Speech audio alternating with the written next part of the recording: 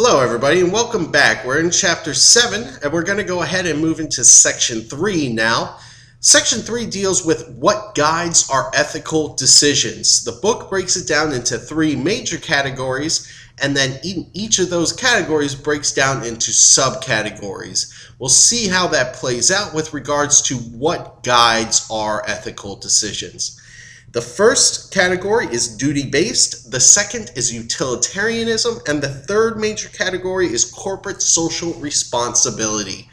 In the first duty-based category, our first subcategory is religious-based ethical considerations. Many individuals and some companies are run with a religious understanding.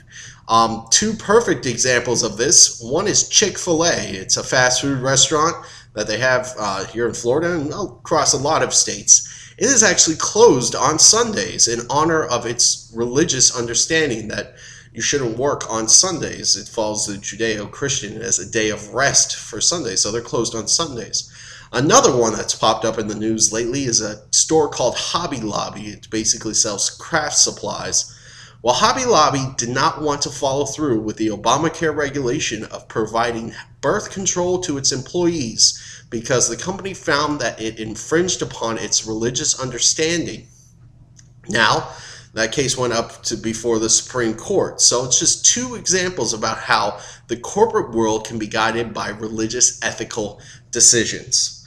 The other next one, subcategory in duty-based, is Kantian ethics, after the philosopher Kant. Now, Kantian ethics deals with the fact is, if everybody decides to make a bad decision, then basically what happens is the whole society will start to crumble. The book uses a good example. If everybody decided to cheat on a test, then the test itself would become meaningless. Not so much the fact that everybody would get A's, but the whole purpose of administering the test as an idea of some sort of evaluation would become null and void. All tests in the future would be in fact pointless if everybody always cheated on every single test. And that, under Kantian ethics, is how you should view your actions. If I do this, and what if everybody else does it? That is the problem.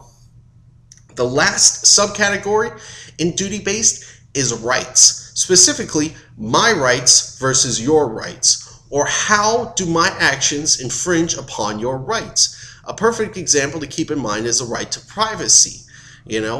Does my actions as a corporation infringe upon some other individual's right to privacy? We saw that when we discussed it in our class about 2 weeks ago with regards to the invasion of privacy. Now, we determined, as we saw in class, that Google was not responsible for having all the nude pictures of the various celebrities up on their website. They're protected by the CDA and also by the legal standpoint that we all saw. But one of the other issues is whether ethically they are free and clear. Under my rights versus yours, probably not. We have an invasion of privacy. The company is still hosting the pictures up there even though they're not liable. Basically, they've met the moral minimum, but should they be held to a higher standard where basically infringing upon the rights of the celebrity should be taken into consideration. The next major category, so we're moving past duty-based, we're now into the second major category, which is utilitarianism. Utilitarianism basically deals with several elements, but one is a cost-benefit analysis.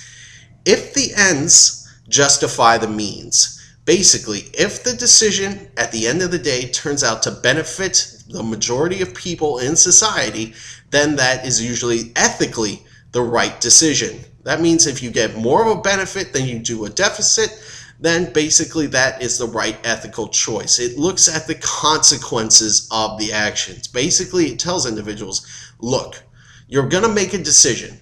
Now, how is that decision going to play out in the real world?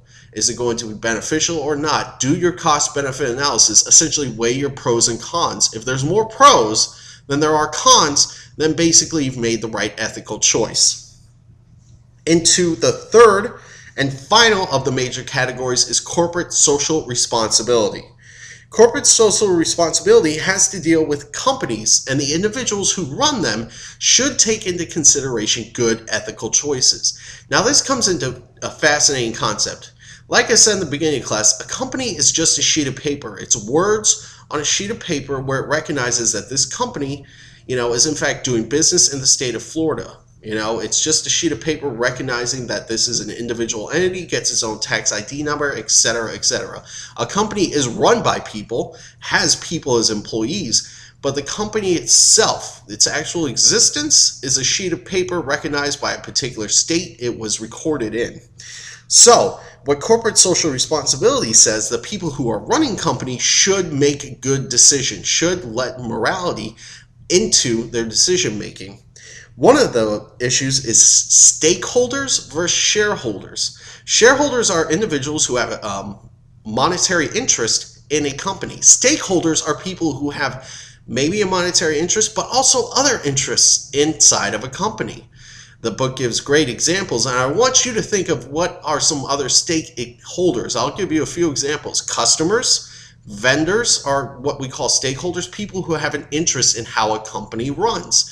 Think about some others we'll talk about in class, but basically corporate social responsibility deals with all those people and their reactions as to certain companies' actions.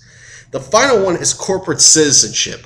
Basically viewing, since companies have such a huge role and responsibility in our current society, that they should take positive moral actions. They should be the leaders on the moral front. Now, I've posted 2 links. One is a further discussion of the different ethical guides, and a second one is a fun video that helps explain some of the ethical issues that may pop up in everyday office work. So, meet you after those videos here in a little bit. Bye.